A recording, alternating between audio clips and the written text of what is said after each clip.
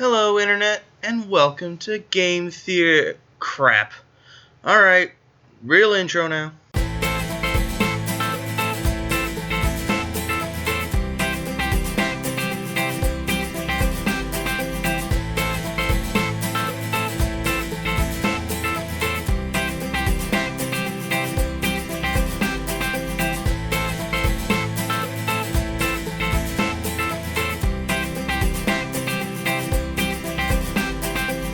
Hello everyone, my name is Leonidas, and welcome to Mind Over Pixels, a show where I plan to talk about video games. But not just video games, video game theories.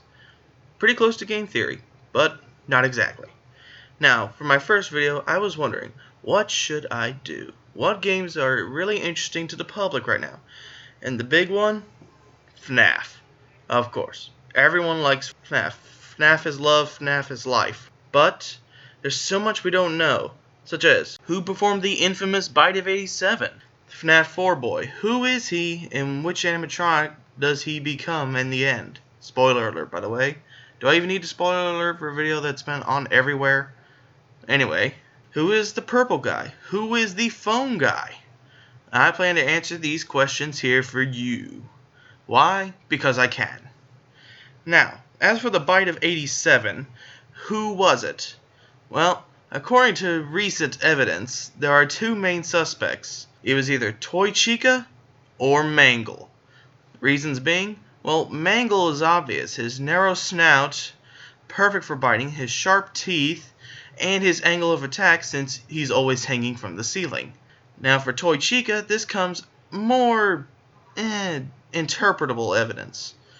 In the recent live stream for Game Theory about FNAF, it's Scott Cawthon himself who sent out a message that if you look in FNAF 4's minigames, you'll see a Toy Chica without her beak. What could this mean?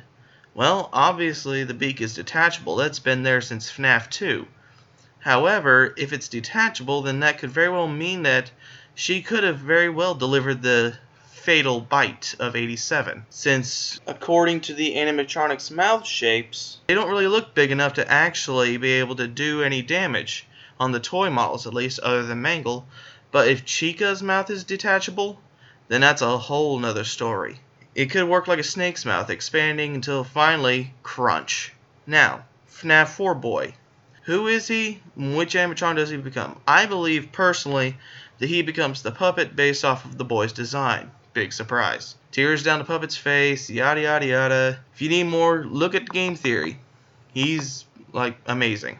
Now for the purple guy, I believe he is FNAF 4 boy's brother. How do I get this? Well, obviously the purple guy has a deep connection with the series. Now, I believe there are actually two purple guys in this case. The father and the brother. With the brother becoming purple guy after the father either A, dies, or B, leaves the company. How did I know? Well, obviously the father is already working there, and the family has a deep connection with the Freddy Fazbear's Pizzeria, as we've seen time and time again there in FNAF 4 every night. So, obviously, he could pull some strings to get his son employed there, the one still living. Again, spoiler alert for anyone who hasn't played FNAF 4, which I find highly doubtable, seeing as how it's everywhere. Anyway, the purple guy in the later games, I would think would be the boy's brother. How do I know? Well, both him and his father share a love of Foxy. And, like I said earlier, it would be easy for the father to get his son a job, maybe even later replacing him as head guard. Which means that, well, he'd also be phone guy. And we both know that both the boy's father, his brother, and the phone guy have a weird liking for Foxy. Because as we've seen in the FNAF 4, Foxy masks are worn by the brother and father who torture the son by scaring him again and again. Now, the murderer himself, well, that's obviously also both. Now, in the beginning, I believe it was the FNAF 4's father, the original purple guy and phone guy, who killed several children to basically sort of make up for his son's death at the hands of several children. But he wouldn't kill his own son.